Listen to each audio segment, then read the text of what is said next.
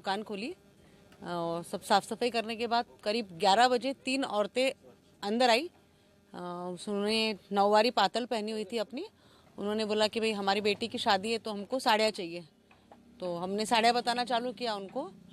साड़ियाँ बताते बताते ऐसा कुछ समझ में नहीं आया कि उन क्या कर रहे और क्या नहीं कर रहे, पर बहुत सारी साड़ियाँ देखी उन्होंने। उसके बाद करीब 5,600 रुपये का माल उन्होंने साइड में निकाला और जब वो हमने काउंटर पे लिया, जब भी उनका कुछ न कुछ साड़ियाँ छिपाना चालू था वो हमको सीसीटीवी कैमरे में बाद में मालूम पड़ा।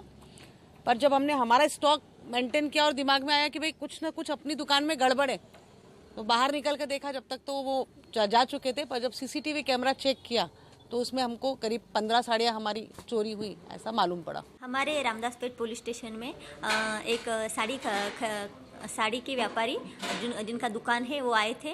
उन्होंने रिपोर्ट दी कि हमारे दुकान में साड़ी खरीदने के वास्ते 3 अज्ञात औरतें आई और उन्होंने अंदाजे 20,000 की साड़ियाँ चुरा ली। उनके ऐसे रिपोर्ट फिरियाद की रिपोर्ट से हमने यहाँ पे एफआईआर दर्ज की है। एफआईआर में आईपीसी 379 कलम दर्ज किया है और आगे की जो इंक्वायरी है वो शुरू है। ऐसी जादूगरी, ऐसा शातिराना अंदाज की दुकानदार की आंखों के सामने इन 420 चाचियों ने साड़ियाँ चुरा ली एक अनोखे अंदाज से।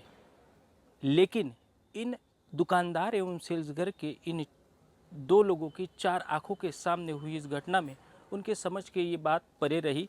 लेकिन दुकान में लगे सीसीटीवी कैमरे में ये सब वाकया कैद हुआ, जिसके तहत अभी इस 3 महिलाओं के खिलाफ मामला पुलिस ने दर्ज किया है और उनकी तलाश जारी है। अकोला से धनंजय साबले, आज तक।